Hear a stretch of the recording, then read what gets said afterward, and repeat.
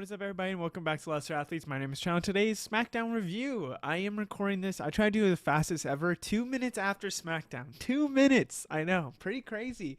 Um, I am still in shock from the ending. We'll talk about it, but that was something else. Let's just begin. Nia Jax is easily my favorite heel woman in this whole roster. I mean, truthfully, even like counting Raw, she is easily my favorite now. I can't believe I'm saying this. She's the best when it comes to heel. She plays with the crowd. She goes against others. She still is just somebody that is just an all-time funny. She's just so funny. Like, you can't like hate her for what she's doing. And with the Bayley coming out, I was like, okay, so they're officially going to make it Bayley versus Nia Jax. Like, that is going to be a future. Which then I was like, okay, well, now how are you gonna have Bayley versus anybody else for Clash at Castle, for Money in the Bank, whatever it might be? But the attack by Piper and Even is probably the best thing I've seen. Like, first off, I called it. I said in one of my first videos here about WWE that I said Piper and Even is probably going to have what is it called? A match for a title shot or for a tag team chance at Clash of the Castle. There's going to be something for her. I really hope she gets it, whatever. Look at her now. I'm so happy. I don't think they're, of course, going to give her the title, but I'm happy they're going to at least give her a shot. I'm so happy for that, but that was a fast promo. I did not expect that fast for Nia Jax. Up next is Austin Theory versus Tommaso Ciampa. Thought this match was going to honestly be a kind of a faster match, not an amazing match, but it was a great match. I mean, Austin Theory looked amazing out there. I think Ciampa looked amazing out there too. I'm kind of shocked that Theory didn't win. He had an amazing move that I honestly thought was going to be the winner. But what a great win for Ciampa. I mean, they're now going to have, we'll talk about it later, Gargano versus Waller. But I do see them potentially losing the tag team titles at Clash of Castle or something like that. They've been kind of hinting at this Theory versus Grayson Waller kind of fight. And maybe we see this at SummerSlam. I would kind of be shocked. But then again, maybe this is something that they've been kind of planning and wanting to do. Sound the alarms, because we are getting LA Knight versus Logan Paul. A dream match for a lot of people. What we've been wanting for a lot of people is to get LA Knight some gold. He is getting that US gold title. If there's no way he would go against Logan Paul and they wouldn't give him a title. It would either be a loss and then a rematch to win the title or something like that. I can't believe it's happening. It's happening. It's happening. I think it's going to be at Money in the Bank, and then I think maybe they'll do it for SummerSlam, because then this could be a long match for SummerSlam. I'm not going to lie. This would be a long feud for SummerSlam. I really do see a chance that it's Money in the Bank, maybe a DQ, and then it's SummerSlam, or I see it being Money in the Bank, LA Knight wins, then it's Carmelo Hayes versus LA Knight, which is right here. But we need to talk about that mistake by Carmelo Hayes. The minute he said, "Oh, you think LA's gonna want to go against you?" and I was like, "Did he just say? Did he just say LA? Like, buddy's right next to you." Like, I was like, "Huh?" And LA Knight to kind of talk about, "Buddy, I'm right here. I want to face myself in the ring." I was like, "Okay, bro." I was like, "That's so disrespectful." Yeah, Carmelo Hayes, man, I am. Maybe he's the next Roman Reigns. Roman's had a botch like that, botch stuff like that. I think maybe he could be the next face of the company now. But I do think we could also see a triple threat match happen. There could be something with that too. I'll be very interested to see, because I do think both of these guys are up and coming like stars of this like generation. So I don't know if I would want to see a loss on one of their ends. You should have seen my face when I saw that at the beginning, that where they announced what's the matches tonight, and it was going to be Andrade versus Apollo Crews. You should have seen my face when I saw Apollo Crews. I can't even believe he's still here. Like, when they introduced him and he says, "I'm here, big W, I'm getting that tonight." That motherfucker was capping off his ass. I mean, Andrade's going to win, but it was just so funny to hear him say that. The drop kick looked amazing also on Apollo Crews. That could have honestly got him the match right there. Andrade's moveset is just so well. It's so beautiful. Even Apollo Crews looked well in this match. But we need to kind of talk about Angel and stuff. We could be getting Andrade versus Santos in the future. I do think that could be a thing, or maybe Andrade is kind of on his own and they keep trying to get to him. And if they're going to say, like, well, if you're not with us, you're against us. I also want to say that we'll talk about it later, but looks like Apollo Crews saved himself for one more week. This whole thing with the bloodline has been cinema. I mean, like, when we look at it, I actually believe I made my SummerSlam predictions. If you're watching this and you haven't seen that, please go make that. Go make and watch that. I don't know why I said make. Solo could go against Cody. He said they have plans against Cody Rhodes, and they said we, and then they said who's we. I think that's The Rock. I think that is The Rock they're talking about. I actually think there's a chance that Cody could go against Solo at SummerSlam. I don't think that's a huge miss and an opportunity that's not going to happen. I do think we're getting close to a Cody versus Bloodline story, because I don't think we're even at the end of that story. But the KO sound right when they were about to say the we, it was so funny. I was like, of course they're not going to say who the we is. It was just so funny. But KO, they keep acknowledging how Randy didn't lose. I can't wait to see, maybe we see a second run of Gunther versus Randy. I do think that is a huge possibility. But Paul Heyman, the god of promos, it feels like. He has this godly and great promo. And then we get a KO promo right back where he's talking about, I think you're not the one in charge. And then right after that, we get a banger one with Heyman. A one that he gets so pissed at, throws a mic at KO. And then, of course, the Bloodline has to come out, and it goes into the Street Profits versus Tama Tonga match. Tama Tonga looked amazing in this match and looked actually wild. I think they're now feeling a little bit more comfortable with him. That's why I feel like he had more of the possession of the side of Tama Tonga and Tonga Loa. He's in Tonga Loa. I'm still even shocked he's here. I still am shocked that it wasn't Jacob Fatu, nobody like that. But Tonga Loa, he still did his thing. He looked a little bulkier, a little more slower. I think that's fine. But you knew the Bloodline would win. They're not going to make them not show their dominance. But I like how the finish was, where they kind of were trying to use like little tactics to win, and I like the tactics that they used. Am I as shocked as you guys to see a, Bayley and Naomi kind of loss here? Because yes, I understand that they kind of needed Piper and Chelsea to kind of win and do this. I thought it would be a DQ, or maybe there was some shenanigans where they would win.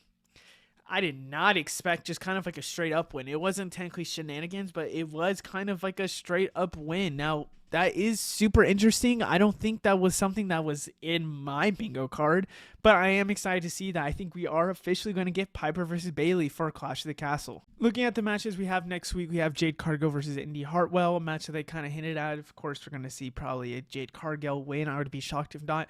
Johnny Gargano and Grayson Waller. I think that we're going to get Johnny Gargano a win here. I think this could be another divide against Theory and Grayson Waller.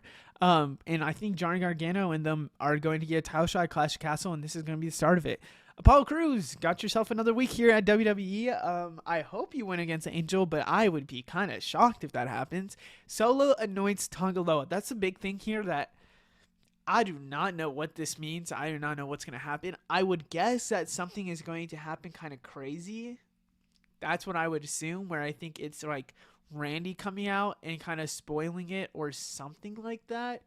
Because usually when they have these celebrations, it's like some big news drops. For example, the biggest one I could remember is when they were trying to hype up the 600-day reign for Gunther. It was Jey Uso was challenging him. And I still remember my shock when I heard this noise. Very happy shock. So I do think that there's going to be something with that, but we'll have to see. They really had me in the first half. I ain't going to lie. For a minute there, I actually was starting to believe it. The entrance to the ring, talking to LA Knight, talking to Cody Rhodes, getting, the other OC involved. I really thought that there was going to be a chance that, this was going to be announced that AJ Styles is going to have one last run in the WWE, and it was going to be like a year-long run. Going to the people that helped him out, going to the people that he recently faced. I should have known by the light-colored suits that faking me out was, the immediate thing. Making him also walk out to his heel music probably was going to be the number one indicator, because if you let this guy leave on that heel music, that should be illegal. That should have been a cause of just something manslaughter in my ears, just something crazy. Bringing out Cody Rhodes, saying that he was going to hand them the keys, I started feeling a little iffy about it, because I'm like, I don't think you would really hand him the keys. And granted, this was supposed to be like a Mark Henry type of thing. You could even hear people in the crowd yelling Mark Henry. Um, I just couldn't see a way that AJ Styles just left right now. And while I was typing like my little like notes I have about like AJ Styles would not leave, um, this man clotheslines him, and of course, it's a whole John Cena, Mark Henry type of deal in 2013 where AJ Styles just kills the man and kills Cody, does a crazy jump off of the steel chairs, making Cody Rhodes hit his face first. This just whole segment was for Cody to get screwed over. I wasn't expecting it after the entrance and he came in. The heel music, I was like, there's no way that they are making this man come out to his heel music. So then I should have probably known something like that. And then the minute Cody Rhodes came out, I was like, okay, this is getting a little sus. I don't think they're going to have Cody Rhodes come out unless he leaves and something like that. But yeah, I hope the OC gets more involved with AJ Styles. I actually be more interested with that. Welcome back to Uncle Howdy Watch. Today's new entry for the QR code was pretty fast. I didn't expect it to be that fast. I haven't had a whole review and everything because I've had stuff to do. I've had other videos kind of just change it with the Money in the Bank SummerSlam. But a new entry on the website. Big June 17th stuff have been really the biggest thing where it looks like they're going to debut for June 17th. But the QR code was oh my gosh, I'm about to screw this over. I'm about to look like I have a 4-year-old brain. Recapitulation. I think I got that first pretty good. Which means, to summarize, that's what the QR code, the link says. It says on the top of the page you can see. It means to summarize, which was a good example of what this was. There, all of the links all the way up to I think 11:19 or the one before Wonders is where we have just redos of old things. And here's the thing, I do want to point out that a lot of these are kind of like redos, which of course I feel like we're in the end, but a lot of symbolism with 17. I feel like if you count how many symbols there are, there's 16 with one in the middle, with 17 with the Nightbird. The bodies, there's 16 bodies with one in the middle for 17. I really, really am interested in the fact of the face too, because it does look like Alexa Bliss's face a little bit. The two words at the bottom, they go to the Twitch videos that's already had. The signs, video is the Ring camera video that we never really saw. We only saw a screenshot of, which you see a shadowy figure in the doorway when it goes back and forth. 11:19 and 404 are the same video, which kind of interesting. Has the bride now taken off the veil. Could be Alexa because it is 11:19, which was Bray's and Alexa's kind of thing where they had that, the Hatter hat with 11:19, which I do want to say that I don't think that veil is Alexa Bliss. I do feel like it could be a huge fake out to be Nikki Cross in some way. I don't know. I have a feeling with that. Wonders was the Twitter thing that Uncle Howdy recently did where he kind of like broke down and stole the Twitter video, and it looks like he either has a new mask or it might not be Uncle Howdy, or it could just straight up be just Bo Dallas. It was a creepy video. I ain't gonna lie. Just seeing that even video kind of puts us that this is real life. I don't know. It was just freak me out in some way. But everything else is really just summaries of everything. Now the most interesting part, which you already see at the bottom, the smiley face at the bottom of it. Also, I could say that this kind of, I thought this when I first saw it, the circle with the dot lines and the words, you could go and say that is like a Pluto sign, like in the website. I could draw it, but I'm not going to probably draw over this. Now the bottom with the smiley face takes you to this image, a smiley face that says there is, save yourself. And then at the left, it says, we'll tell you more tomorrow. I am interested about this. Where is he going to tell us more tomorrow? Well, Rob Fee, somebody that has been hugely involved with this, has said that it's going to be on their website, WWE.com. 17 days also till June 17th, I would want to say. So I think there could be something huge tomorrow. But we will have to see. I think we're going to see something crazy tomorrow. That would be my guess. Other than that, though, I hope you guys enjoyed. Let me know what you think down in the comments below. Other than that, yeah, I'll see you in the next one, and goodbye.